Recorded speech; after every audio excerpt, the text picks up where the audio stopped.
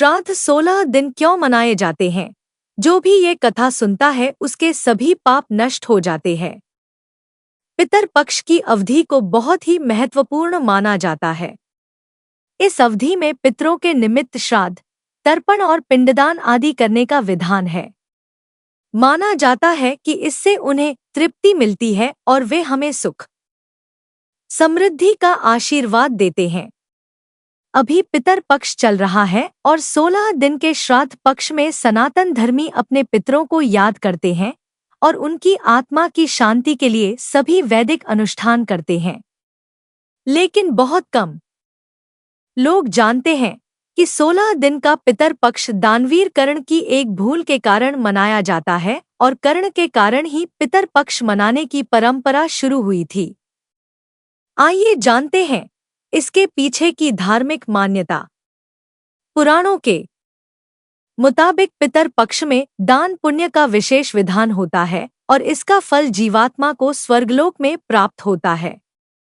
महाभारत के अनुसार सबसे पहले महातपस्वी अत्रि ने महर्षि निमि को श्राद्ध के बारे में उपदेश दिया था। इसके बाद महर्षि निमि ने श्राद्ध करना शुरू कर दिया। महर्षि को देखकर अन्य ऋषिमुनियों ने पितरों को अन्न देने लगे। लगातार श्राद्ध का भोजन करते करते देवता और पितर पूर्ण हो गए। पुराणों में भी पितर पक्ष को बहुत अधिक महत्व दिया गया है। कई सारी पौराणिक और लोक कथाओं में भी इसका वर्णन है। लेकिन बहुत कम लोगों को यह पता होगा कि महाभारत में श्राद्ध क्यों किया गया था। बता दें कि पितर पक्ष में श्राद्ध की शुरुआत महाभारत काल से चली आ रही है। श्राद्ध कर्म की जानकारी भीष्म पितामह ने युधिष्ठिर को दी थी। इसके पीछे की पूरी कहानी यह है कि हिंदू धर्म में पितर को 84 लाख योनियों में से एक माना गया है। मान्यता है कि विभिन्न लोकों में रहने वाले यह दिव्य आत्माएं संतुष्ट होने पर व्यक्ति पर अपना आशीर्वाद बरसाती हैं, जिससे मनुष्य को धन, यश, कीर्ति आदि की प्राप्ति होती है और कुल की वृद्धि होती है। इस तरह से देखें तो पितर पक्ष के दौरान किया जाने वाला श्राद्ध पूर्वजों के प्रति अपनी श्रद्धा और कृतज्ञता को व्यक्त करने का माध्यम है, जिससे प्रसन्न होकर पितर सुख समृद्धि प्रदान करते हैं।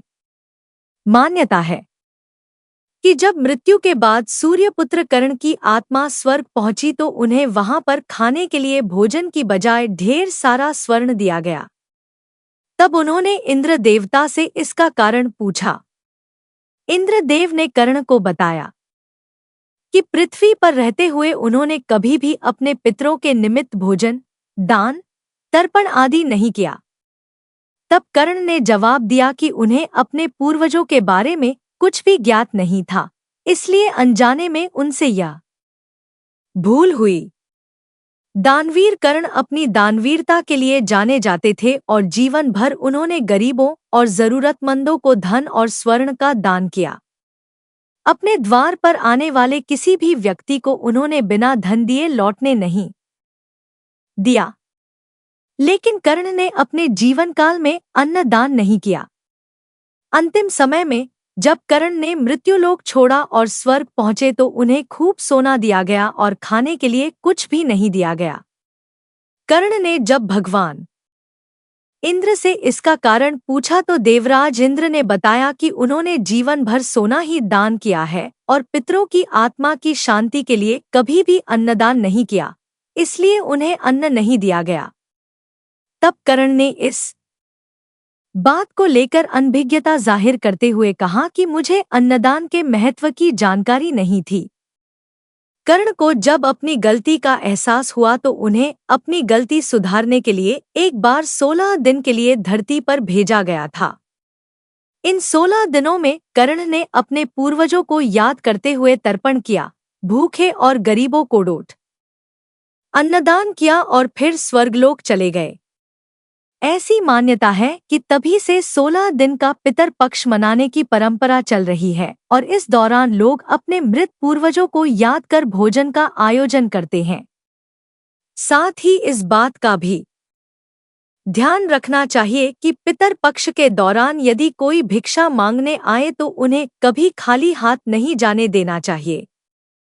पितर कभी भी अपनी संतानों को परेशान नहीं करना चाहते हैं। वे बहुत दयालु होते हैं, लेकिन संतानों की उपेक्षा से दुखी हो जाते हैं, क्योंकि संतान के द्वारा श्राद्ध कर्म और पिंडदान आदि करने पर उन्हें तृप्ति मिलती है और वे अपनी संतानों को धन धान्य और खुश रहने का आशीर्वाद देते हैं। पितर यह नहीं चाहते कि उनकी संतानें उन्हें तृप्त करने के लिए बहुत कुछ करें। वे श्रद्धा भाव से किए गए श्राद्ध को खुशी के साथ स्वीकारते हैं। कहा भी गया है कि श्रद्धा के बिना श्राद्ध अधूरा होता है। पितर पक्ष की पौराणिक कथा। भगवान श्री कृष्ण से एक बार पक्षीराज गरुड़ ने पूछा, हे प्रभु, पृथ्वी पर लोग अपने मृत पितरों का श्राद्ध करते हैं, उनकी रुचि का भोजन ब्राह्मणों आदि को कराते हैं, पर क्या पितृलोक से पृथ्वी पर आकर श्राद्ध में भोजन करते पितरों को किसी ने देखा भी है? भगवान श्री कृष्ण ने कहा, गरुड़, तुम्हारी शंका का निवारण करने के लिए मैं देवी सीता के साथ हुई घटना सुनाता हूँ। सीता जी ने पुष्कर तीर्थ में अपने ससुर आदि 3 पितरों को श्राद्ध में निमंत्रित ब्राह्मणों के शरीर में देखा था। वह कथा सुनो।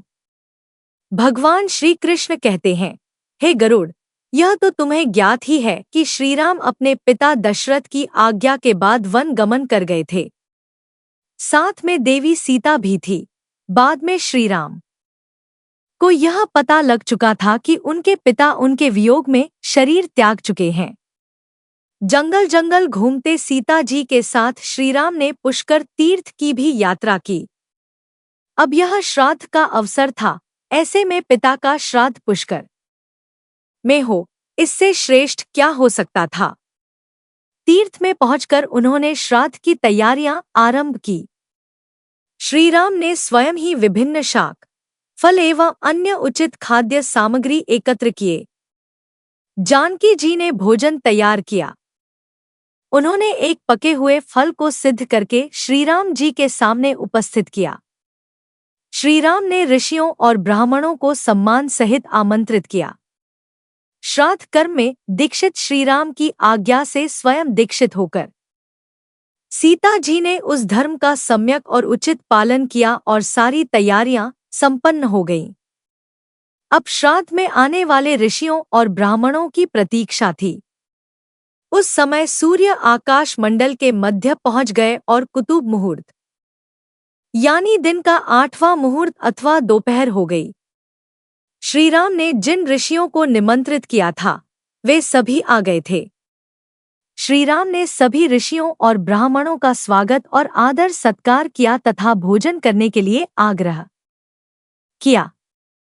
ऋषियों और ब्राह्मणों को भोजन हेतु आसन ग्रहण करने के बाद जानकी अन्न परोसने के लिए वहां आई।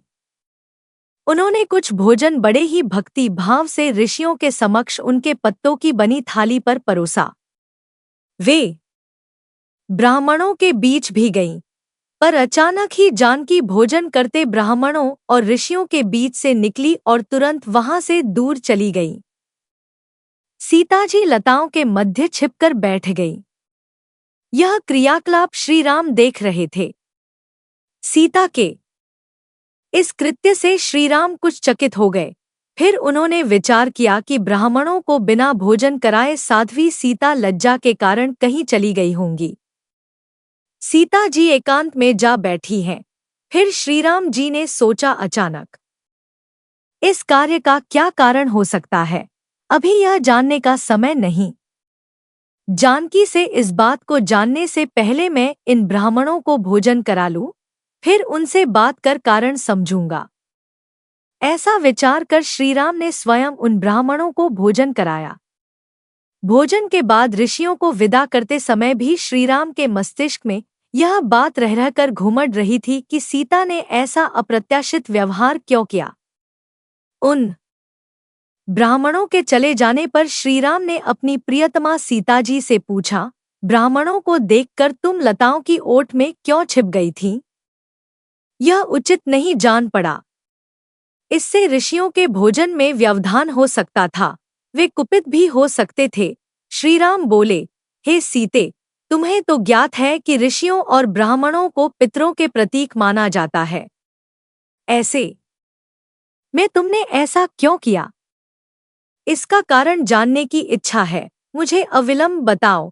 श्रीराम के ऐसा कहने पर सीता जी मुंह नीचे कर सामने खड़ी हो गईं और अपने नेत्रों से आंसू बहाती हुई बोली, हे नाथ, मैंने यहाँ जिस प्रकार का आश्चर्य देखा है उसे आप सुनिए। इस श्राद्ध में उपस्थित ब्राह्मणों की अगली पंक्ति में मैंने दो महापुरुषों को देखा जो राजा जैसे प्रतीत हो रहे थे।